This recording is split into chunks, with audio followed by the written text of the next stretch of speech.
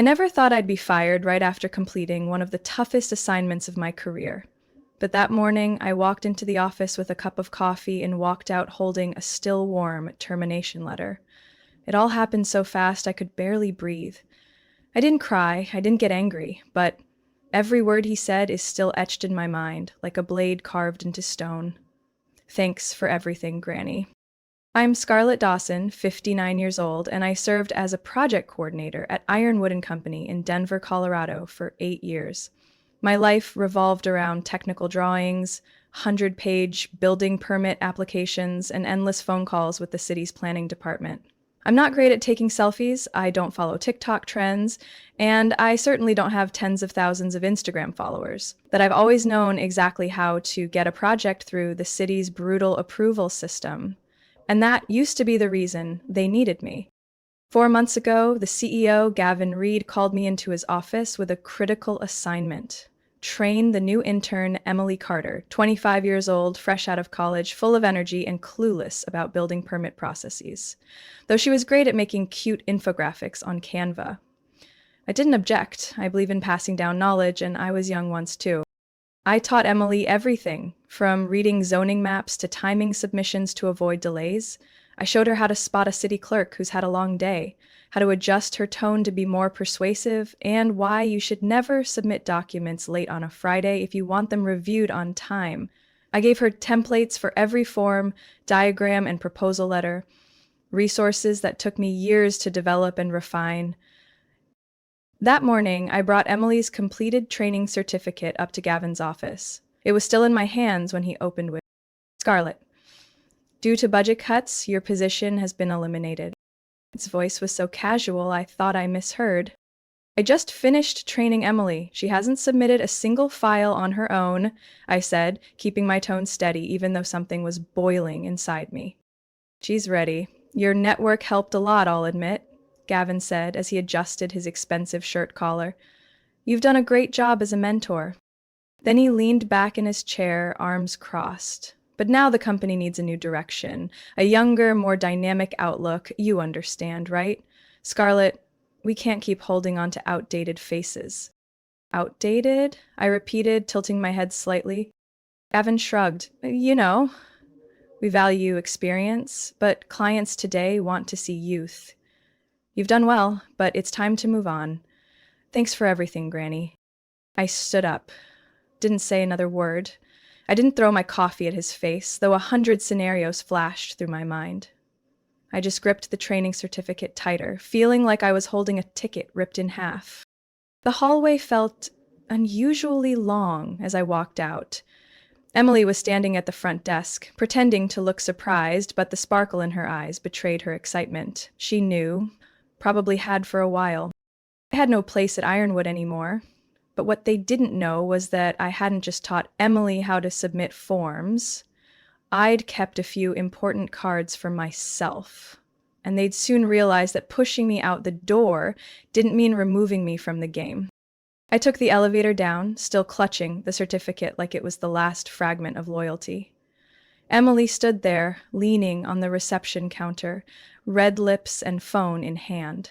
When she saw me, she quickly tucked the phone away, pretending to sort papers, but her glance was razor sharp. A flash of victory, barely disguised smugness.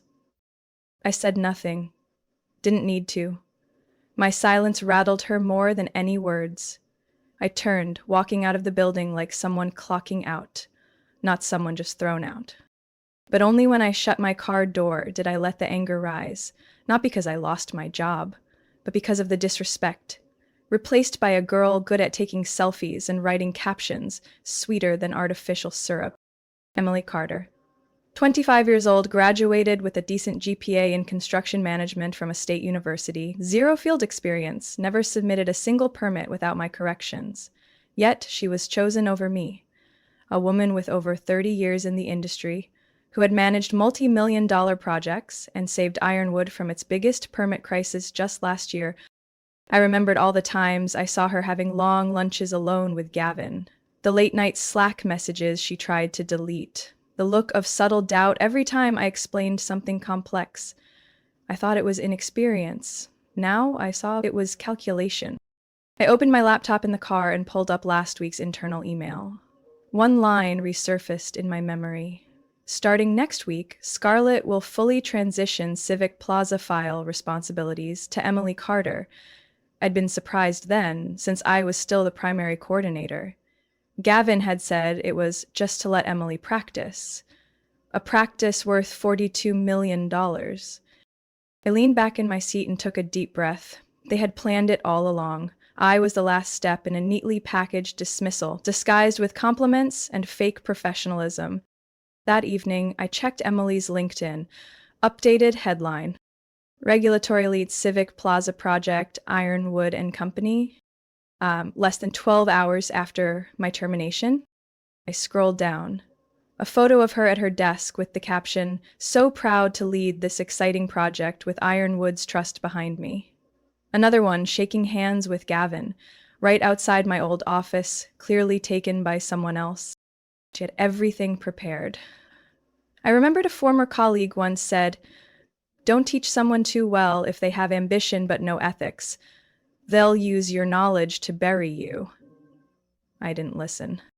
That night, I got a message from a longtime engineer on my team, Mark DeSoto, 6 years working with me. "Emma Scarlett, I am shocked by what happened. Emily just got promoted to lead. Everyone in the engineering room is confused by this decision." I replied simply, "It's okay, Mark, they'll figure it out." But I knew by the time they did, it'd be too late. You can't learn 3 decades of experience in 4 months, especially when you're busy curating your image instead of mastering the work. I opened a special folder on my laptop. It held all the training materials I used for Emily, but also something more: a system of private notes, workflow tips, and personal contacts built over 30 years. Things no university could teach. I looked through my contact list: city planners, fire permit officers, many of whom still called me Miss Scarlett, even though I was 2 decades older than most of them. Ironwood thought removing me would keep the machine running smoothly. What they didn't know was that the gear they'd just tossed out was the one holding the entire engine together.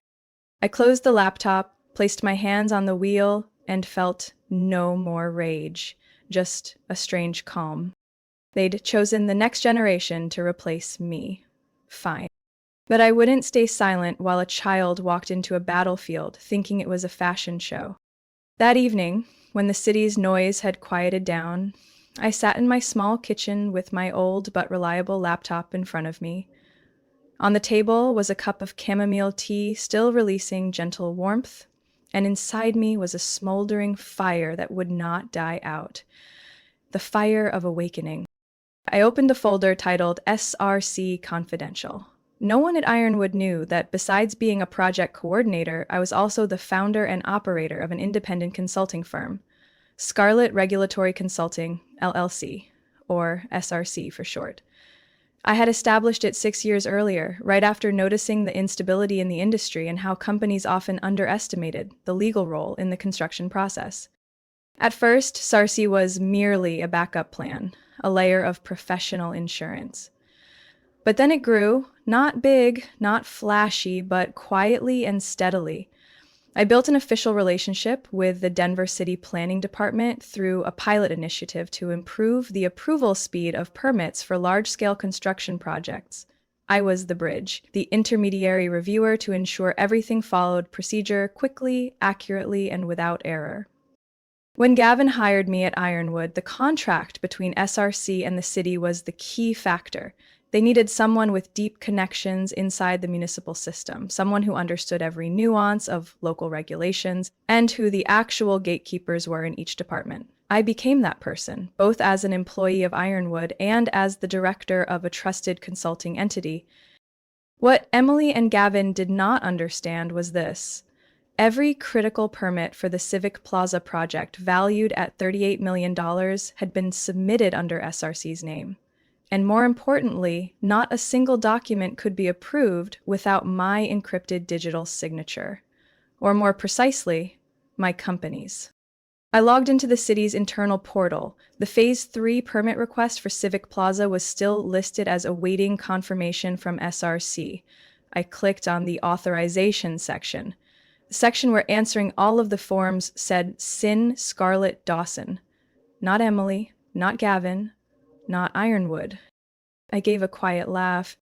When setting up the process with the city, I had requested a special clause that any change in the responsible party required dual confirmation from both the consulting firm and city officials. And I had never confirmed anything, meaning, if I did not sign, all Civic Plaza files would be indefinitely stalled, or, if delayed long enough, would be returned, forcing them to start the submission process all over again, including getting back in line on the priority queue.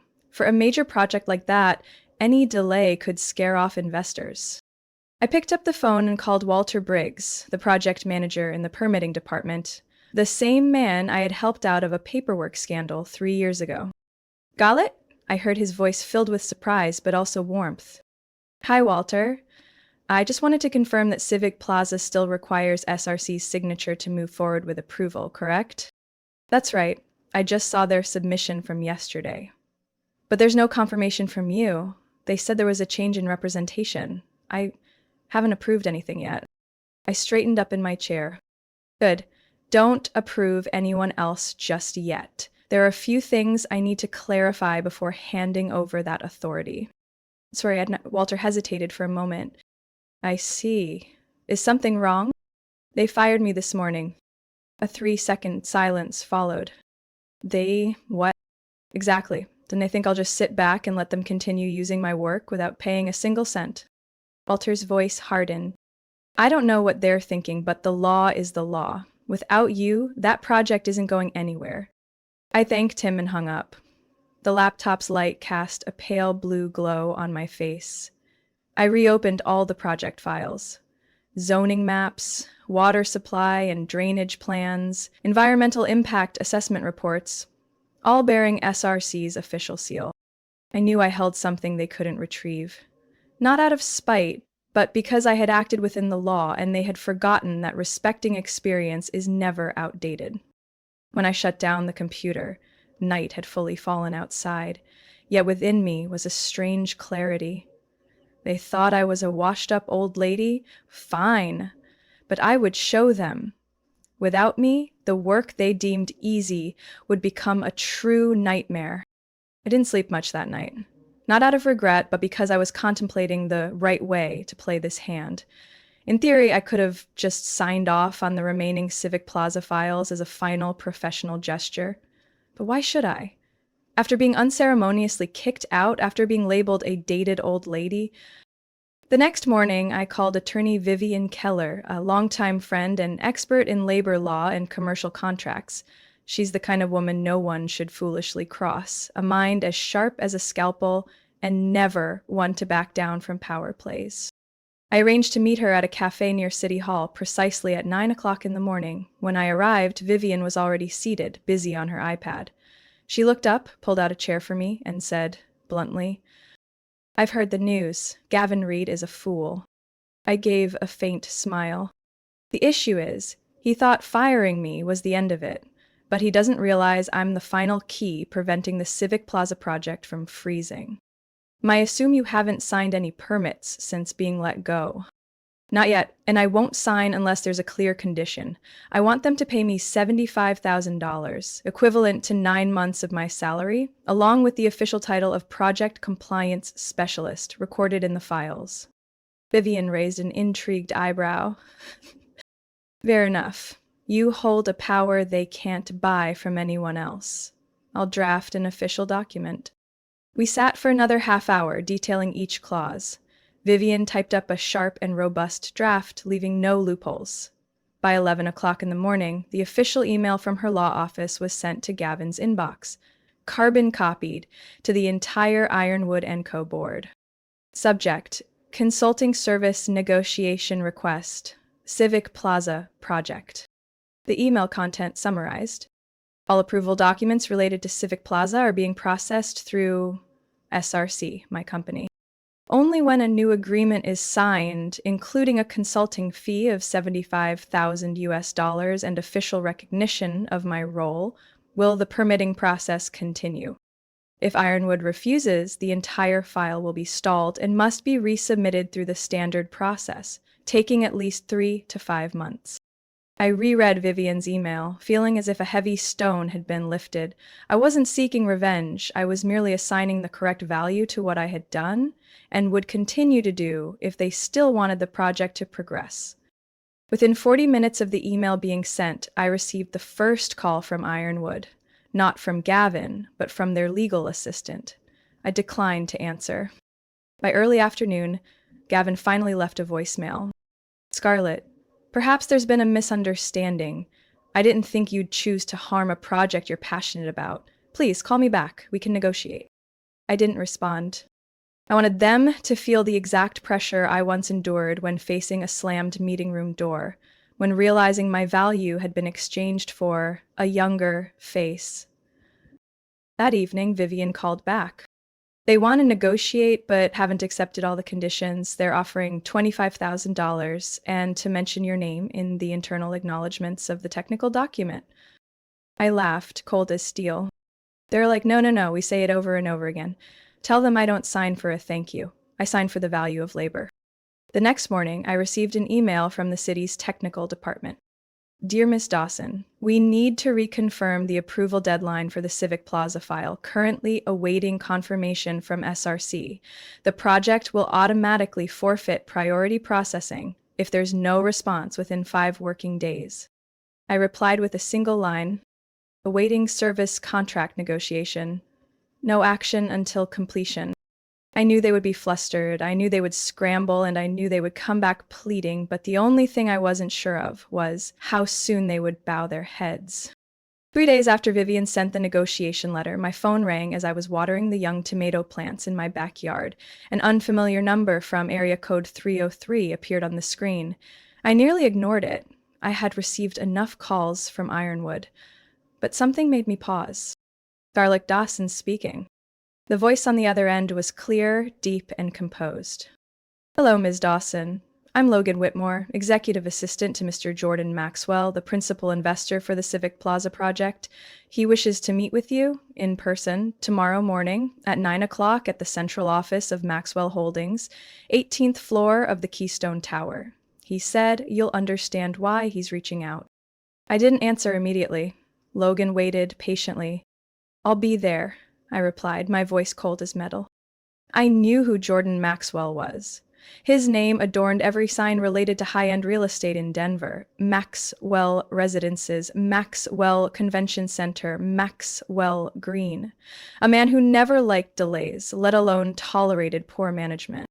The next morning, I chose the sturdy navy buell suit I had worn for the most significant hearings. I arrived 10 minutes early, was taken up by a private elevator, and led into a spacious conference room with clear glass overlooking the Civic Plaza site, awaiting groundbreaking. Jordan Maxwell entered precisely at 9 o'clock. Tall, lean, neatly cut silver hair, and eyes that seemed to pierce through flesh. He didn't beat around the bush. Miss Dawson, thank you for coming. I don't waste anyone's time, so I'll be direct. I know about the Civic Plaza project's status. And I know you're the sole reason it hasn't been permitted. I nodded, not denying it. So Gavin reported to you? No. Gavin is only good at covering things up. I know because I have contacts in the planning department, and they told me plainly that without your signature, the file is frozen. And if the project is delayed another 2 months, we lose the contractor, the funding, and the most valuable plot of land in Denver. He paused, then sat down across from me, arms folded in front of him. I want to sign a contract directly with SRC, not through Ironwood, not through Gavin, not through anyone but you. I sat still, trying to hide my surprise. You want to remove Ironwood from the process? Exactly. They've made it clear they are not capable of handling this project. They lost the only person who could complete the most difficult part, and replaced you with a girl I saw making TikTok videos about a day at the office. I don't fund that kind of nonsense. I tilted my head, keeping my voice calm. What are you proposing? Jordan opened his briefcase and slid a contract across the table. I want to hire SRC as the official compliance consultant for the entire Civic Plaza construction phase.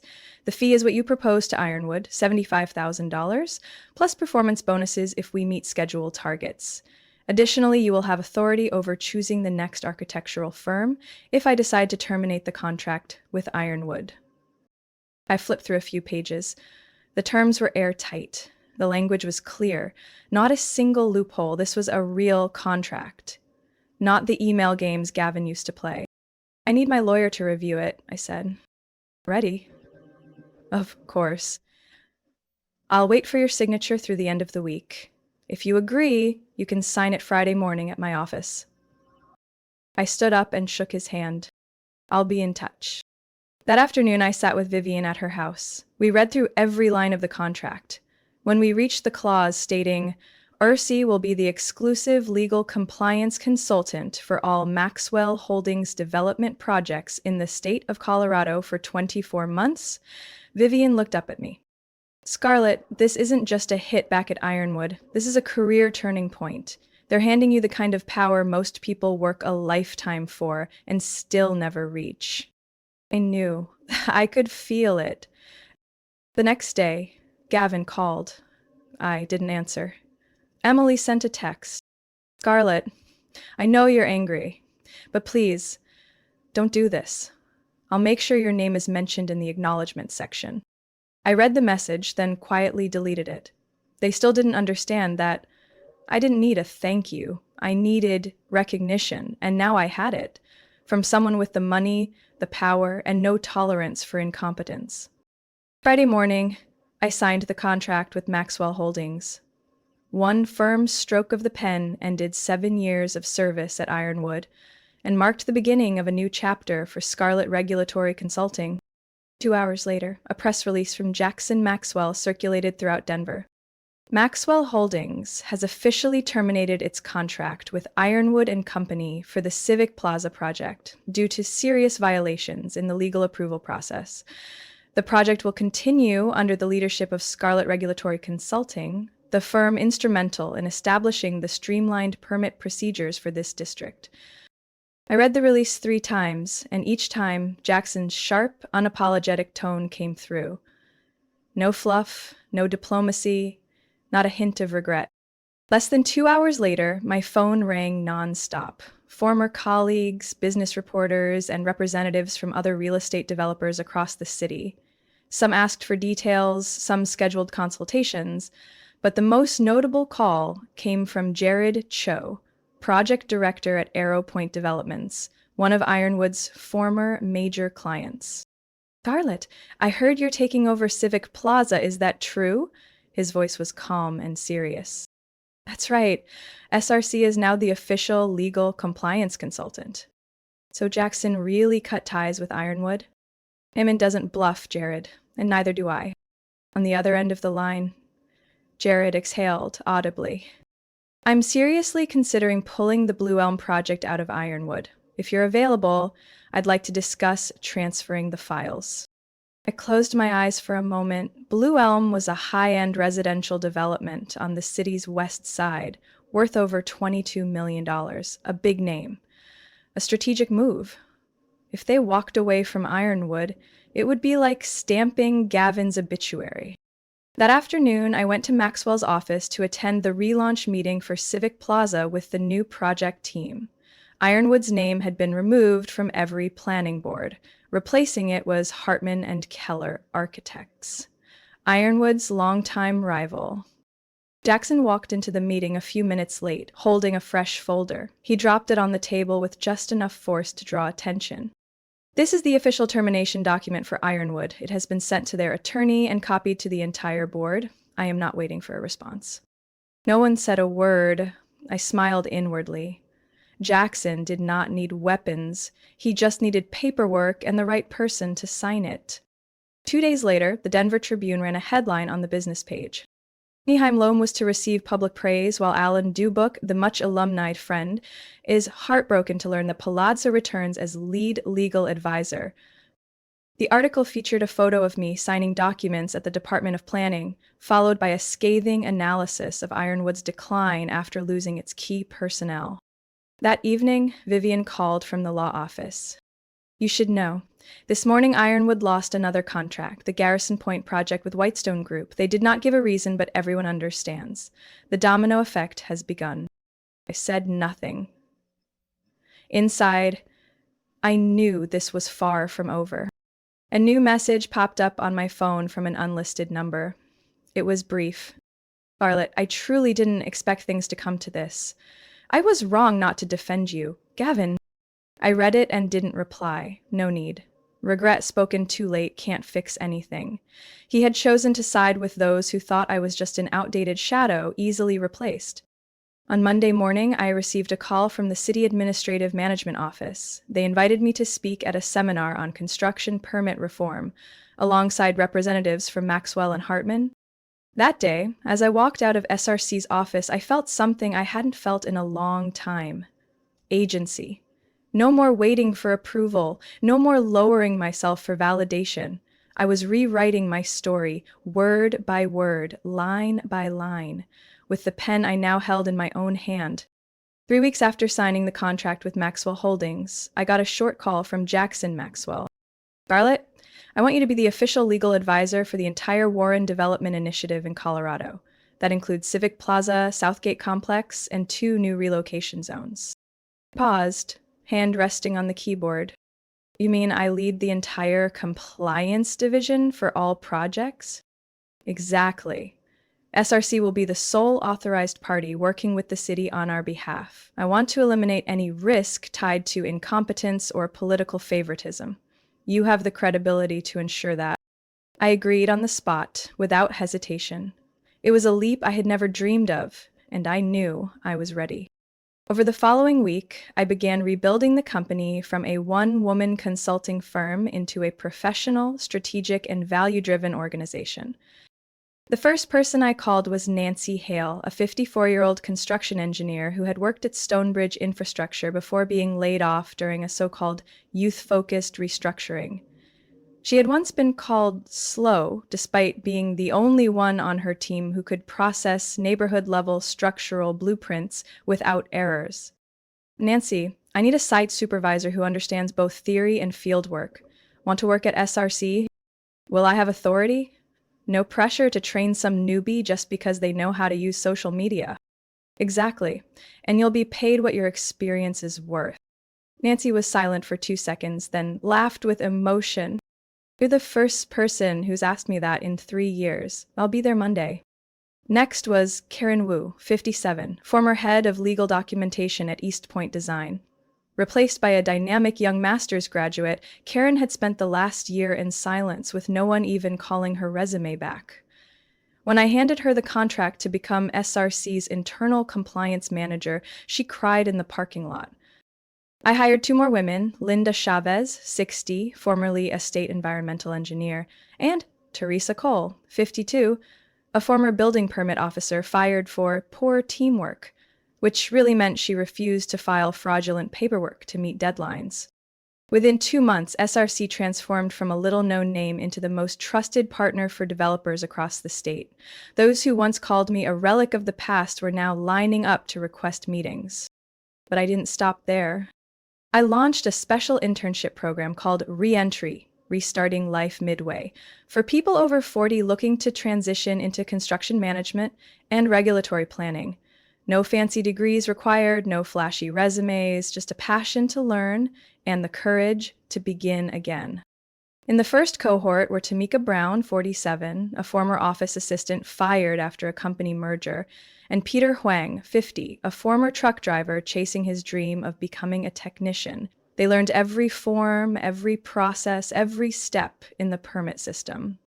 Nancy taught them how to read zoning maps. Karen walked them through legal file audits, and me, I taught them the most important thing of all, how to walk tall into a room full of people who doubt you.